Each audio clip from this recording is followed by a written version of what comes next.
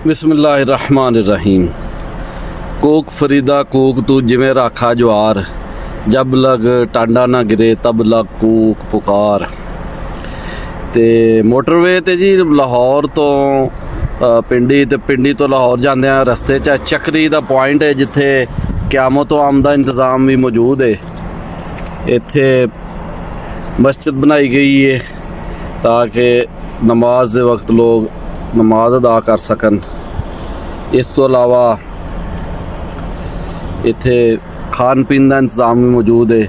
महंगे होटल भी ने, सस्ते भी ने, दाल सब्जी भी मिल सकती है। ए सामने पार्क टाइप इंतज़ाम मौजूद है। इत्थे बह के शाम के टाइम जो छां होवे तो तुसी बैठ भी सकते हो। खजूर का दरख्त लगा है, डोके लमक रहे ने इस खजूर के दरख्त ते अच्छा मंजर है जी, बहुत वधिया, बहुत सोहना काम है जी।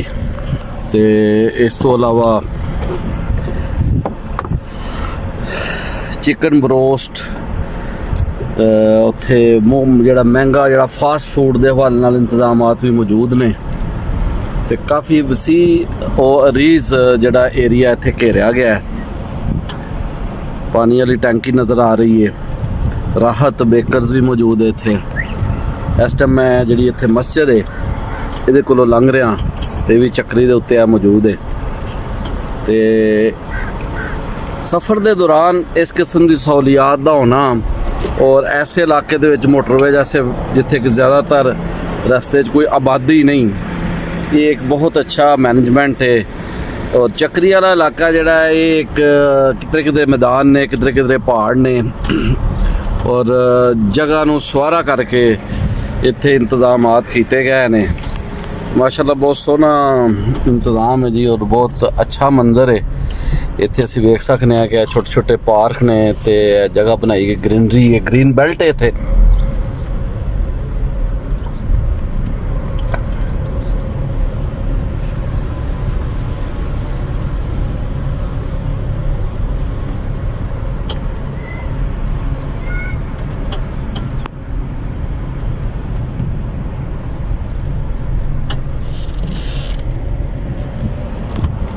तो इस इहाते के बाहर दरख्तों की एक कतार है जी पहाड़ी सिलसिले के उत्ते मौजूद है। ये भी एक बड़ा वधिया मंजर है। इसनूं भी असी कैमरे दे राही कैच करने। मैं ज़रा कोल जाके कुछ करना वा कि इनू कैच किया जाए। यह दरख्त लगे ने जी माशाल्लाह बहुत। ये भी एक अल्लाह ताला की नेमत है, ग्रीनरी ते दरख्तों का होना ये बहुत वड्डी नेमत है। यह दरख्त इत्थे मौजूद ने, ये भी चक्री पॉइंट के कोल ने। तो मुसाफिर इत्थे ठहरते हैं, अपनी ज़रूरियात के मुताबिक चीज़ां खरीदते हैं। टक शॉप भी है, कार AC वगैरह सही कराने वास्ते इत्थे वर्कशॉप भी मौजूद है जी।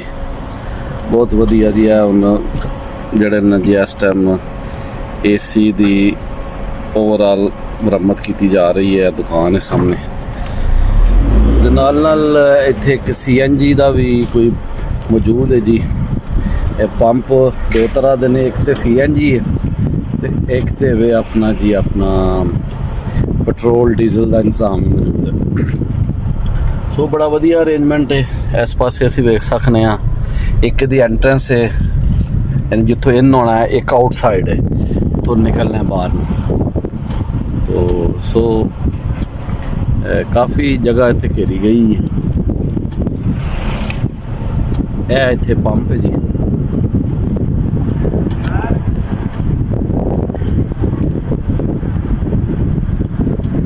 स्मार्ट का इत्थे एक पंप है जी।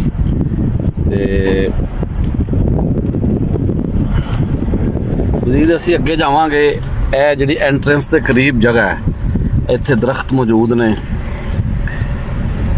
तरह तरह के बूटे लगे ने। यह जिहड़ा सामने बूटा है जी ये सुखचैन का है। इस तरह होर भी अमलतास का बूटा लगा है। अमलतास जिहड़ी है ना वो मौजूद है इत्थे। ते यह जी एंट्रेंस है जिथों लोग इधर नूं दाखिल होंदे ने चक्री वाल।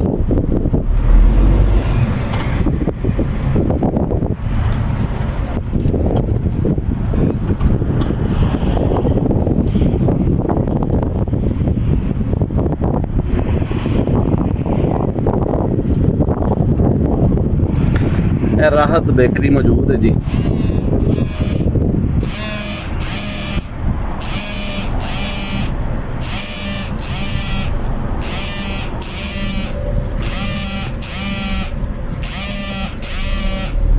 ਤੁਸੀਂ छोटी छोटी पहाड़ियाँ वेख सकते हो, बड़ा खूबसूरत एरिया है। सामने राहत बेकर्स है।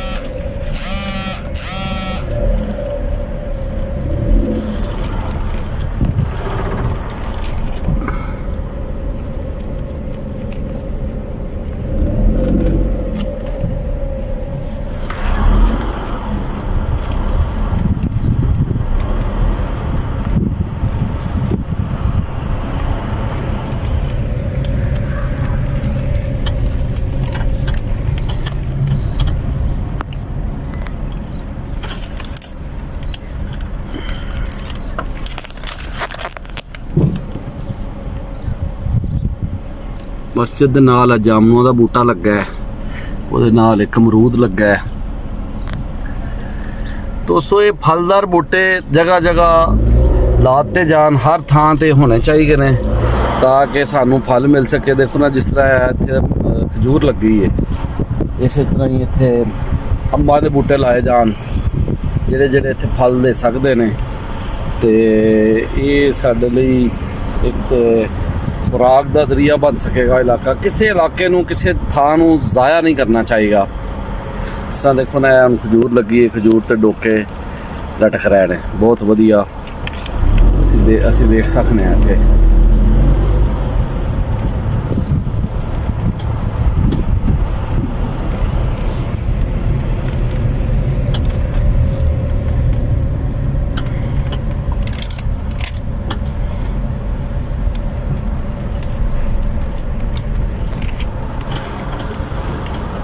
ਤੇ ਇਹ ਜਿਹੜੀ ਜਗ੍ਹਾ ਜੀ ਇੱਥੋਂ ਐਗਜ਼ਿਟ ਹੈ, ਬਾਹਰ ਨੂੰ ਜਾਣਾ ਹੈ, ਯਾਨੀ ਲਾਹੌਰ ਵੱਲੇ। ਇਹ ਜਿਹੜੀ ਆਊਟਸਾਈਡ ਹੈ ਉਹ ਇਲਾਕਾ ਹੈ। ਇਹ ਇੱਕ ਛੋਟਾ ਹੋਟਲ ਹੈ, ਸਸਤਾ ਹੋਟਲ ਹੈ। ਇੱਥੇ ਸਬਜ਼ੀ 250 ਦੀ ਪਲੇਟ ਹੈ ਤੇ 300 ਦੀ ਸ਼ਾਹੀ ਦਾਲ ਹੈ। ਤੇ ਚਲੋ ਹਰ ਹਵਾਲੇ ਨਾਲ ਇੰਤਜ਼ਾਮ ਮੌਜੂਦ ਹੈ। ਤੁਸੀਂ ਰਾਹ 'ਚ ਕੋਈ ਚੀਜ਼ ਖਾਣੀ ਹੋਏ ਤੁਹਾਨੂੰ ਇੱਥੇ ਅਵੇਲੇਬਲ ਹੈ। माशाल्लाह बहुत वधिया जी, बहुत वधिया। यह छोटा जिहा होटल है जी, ते आउटसाइड है। देख रहे हैं ट्रैफिक जा रही है मोटरवे पे।